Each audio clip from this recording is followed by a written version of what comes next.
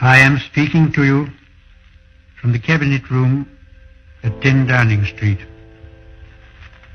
This morning, the British ambassador in Berlin handed the German government a final note stating that unless we heard from them by 11 o'clock, that they were prepared at once to withdraw their troops from Poland, a state of war would exist between us.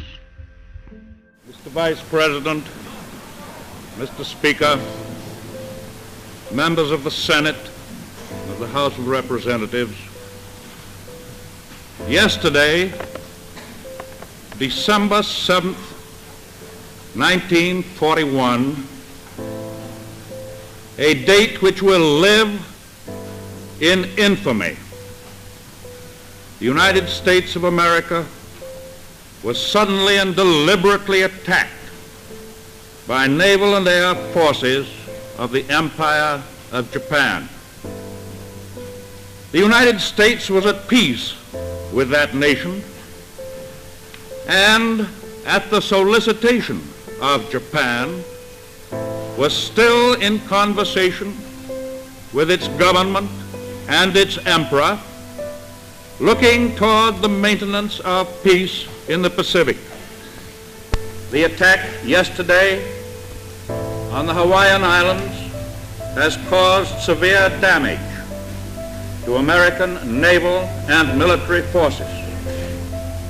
I regret to tell you that very many American lives have been lost. In addition, American ships have been reported torpedoed on the high seas between San Francisco and Honolulu. As Commander-in-Chief of the Army and Navy, I have directed that all measures be taken for our defense, but always will our whole nation remember the character of the onslaught against us. We shall go on to the end. We shall fight in France. We shall fight on the seas and oceans. We shall fight with growing confidence and growing strength in the air. We shall defend our island, whatever the cost may be. We shall fight on the beaches. We shall fight on the landing grounds. We shall fight in the fields and in the streets. We shall fight in the hills. We shall never surrender. I'm sorry, but I don't want to be an emperor. That's not my business. I don't want to rule or conquer anyone. I should like to help everyone if possible. Jew, Gentile, black man, white. We all want to help one another. Human beings are like that. We want to live by each other's happiness, not by each other's misery. We don't want to hate and despise one another. In this world, there's room for everyone, and the good earth is rich and can provide for everyone. The way of life can be free and beautiful, but we have lost the way.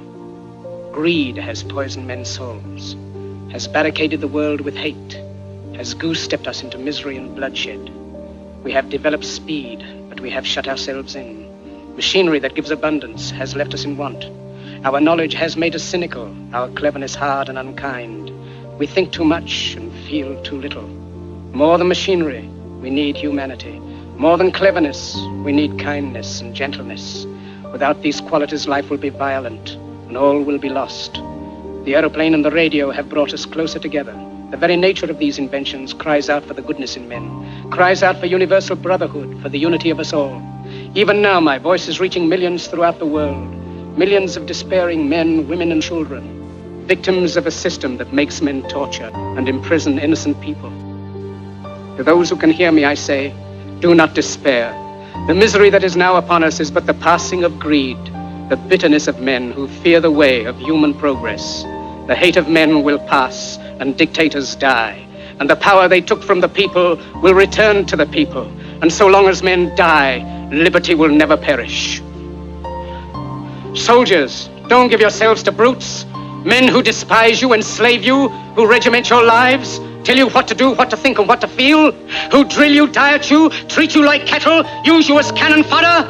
Don't give yourselves to these unnatural men with machine minds and machine hearts.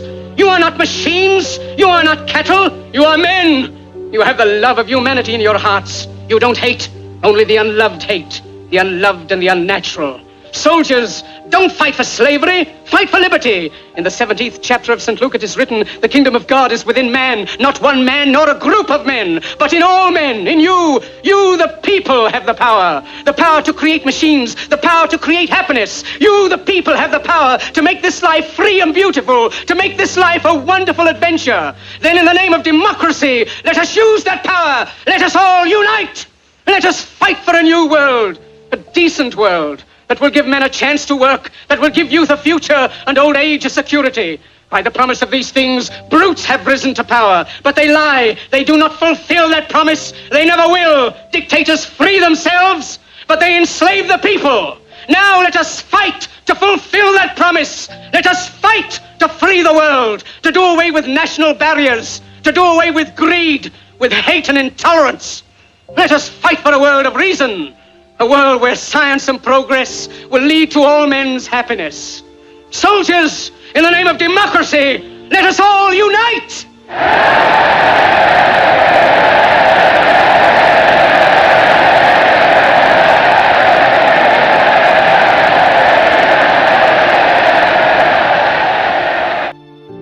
A short time ago, an American airplane dropped one bomb on Hiroshima and destroyed its usefulness to the enemy. That bomb has more power than 20,000 tons of TNT. The Japanese began the war from the air at Pearl Harbor. They have been repaid many-fold, and the end is not yet. With this bomb, we have now added a new and revolutionary increase in destruction to supplement the growing power of our armed forces. In their present form, these bombs are now in production, and even more powerful forms are in development. It is an atomic bomb. It is a harnessing of the basic power of the universe. The force from which the sun draws its power has been loosed against those who brought war to the Far East. We have spent more than $2 billion on the greatest scientific gamble in history, and we have won. But the greatest marvel is not the size of the enterprise, its secrecy, or its cost, but the achievement of scientific brains in making it work.